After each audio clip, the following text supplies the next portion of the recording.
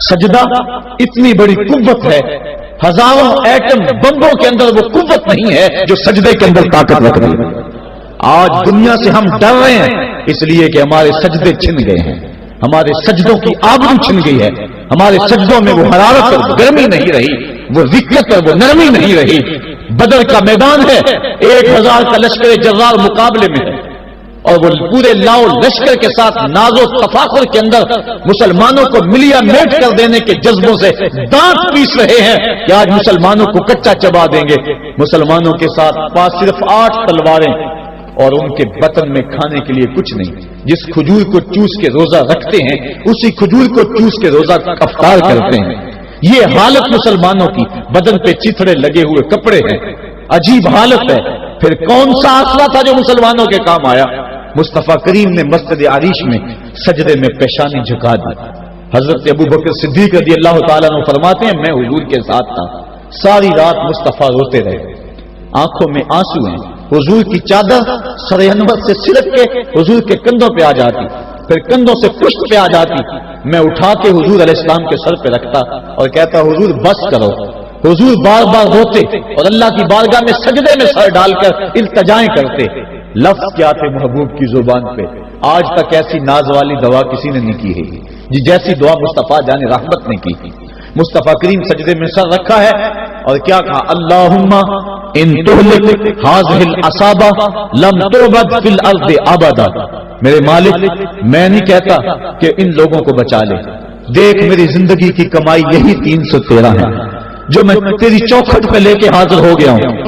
میری زندگی کا کل اثاثہ، میری زندگی کا کل سرمایہ کوہ ابو قبیس پہ کیے گئے درسوں کا نتیجہ، عکاظ کی منڈی کے اندر دیے گئے درسوں کا نتیجہ، اور ذی المجال کے میلے میں تیرے دین کی تبلیغ کا نتیجہ، طائف کے بازاروں میں پتھر کھا کھا کے جو تبلیغ کی اس کا نتیجہ، رستے میں گڑے، رستے میں بچھتے ہوئے کانٹے، اور مکے کے بازاروں میں میرے بدن کے اوپر پڑتی ہوئی اوجریاں، میں نے پھر بھی تیرا کلمہ بلند کیا۔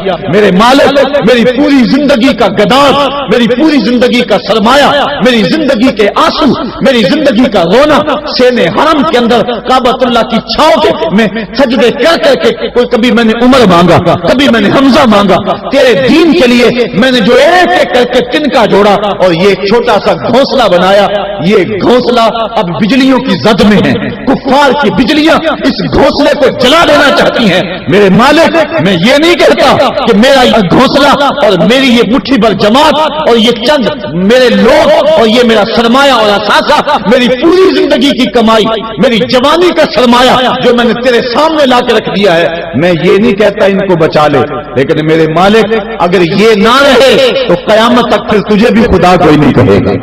ان تہلک ہذہ العصابہ لم تعبد فی الارض ابدا، اگر یہ نہ رہے تو قیامت تک تیرے نام کے ڈنکے بجانے والے بھی دنیا پہ نہیں ہوں گے۔ یہ حضور نے اللہ کی بارگاہ میں دعا کی اور سجدے میں سر رکھا ہے۔ حضور علیہ السلام کی آنکھوں میں اشک جاری ہیں، سجدے سے قوت حاصل کی جا رہی ہے۔ دشمن کے مقابلے میں مصطفیٰ کریم سجدے میں سر رکھ کے اللہ سے آرزو کر رہے ہیں۔ حضرت سیدنا صدیق اکبر فرماتے ہیں اچانک حضور نے سر اٹھایا، میں خوش ہو گیا کہ حضور کے چہرے پہ مسکراہٹ تھی۔ حضور مسکراتے ہوئے فرمایا ابشر یا ابا بکر ھذا جبریل آخذ بعنان فرسہ، ابو بکر بشارت ہو، وہ جبریل اللہ کی مدد لے کر آ گئے۔ تو یہ سجدے تھے جن سجدوں نے ظالم اور جابر قوتوں کا منہ توڑ کے رکھ دیا۔ حضرت علی المرتضیٰ روایت کرتے ہیں رضی اللہ تعالیٰ عنہ، فرماتے ہیں میں نے ہاتھ میں تلوار تھامی اور میدان میں کود پڑا، میں نے کئی کافروں کو واصل جہنم کیا، پھر پلٹ کے دیکھا کہ میں حضور کی زیارت کر لوں، لیکن مجھے حضور نظر نہ آئے۔ میں نے ڈھونڈا تو ایک سمت حضور نے پیشانی سجدے میں رکھی ہوئی تھی اور زبان پہ لفظ تھے یا حیو یا قیوم، یا حیو یا قیوم۔ حضور یہ پڑھتے جا رہے تھے، یا حیو یا قیوم کا وظیفہ پڑھتے جا رہے تھے اور سجدے میں پیشانی تھی حضور کی۔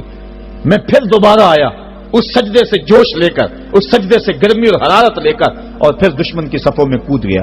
میں نے ایک کافر کو واصل جہنم کیا، پھر زیارت کے لیے واپس آیا، دیکھا تو پھر سجدے میں حضور نے سر رکھا ہوا ہے اور یہی کہہ رہے ہیں یا حیو یا قیوم، یا حیو یا قیوم، یا حیو یا قیوم برحمتک استغیث۔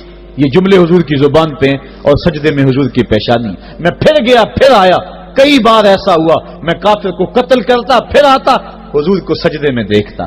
فرمایا پھر حضور نے تلوار تھامی اور مصطفیٰ کریم میدان جنگ میں کود پڑے. لوگ بڑھ چڑھ کے دشمنوں پہ حملہ کرتے تھے لیکن جو سب سے آگے کافروں کی صفوں میں کود کے حملہ کر رہا تھا وہ آمنہ کا لال محمد مصطفیٰ صلی اللہ علیہ وسلم. تو سجدے سے وہ قوت ملتی ہے, سجدے سے وہ نور و روشنی ملتی ہے کہ پورے زمانے میں اجالا کیا جا سکتا ہے. آج 56-57 اسلامی ملک دنیا کے سامنے رسوا ہو رہے ہیں اور دنیا کے سامنے سجدہ ریز ہیں اس لیے کہ وہ ایک خدا کے سامنے سجدہ کرنا بھول گئے ہیں. ایک سجدہ جسے تو گراں سمجھتا ہے 1000 سجدے سے آدمی کو دیتا ہے نجات. آؤ اس کے حضور جھکو, اس کے حضور جھکنے والا کسی کے آگے نہیں جھکتا. سجدہ اس کو قوت دیتا ہے. تو راز کن فقاں ہے اپنی آنکھوں پر عیاں ہو جا, خودی کا راز نہ ہو جا, خدا کا ترجمہ ہو جا, خودی میں ڈوب جا غافل, یہ سر زندگانی ہے, نکل کر حلقہ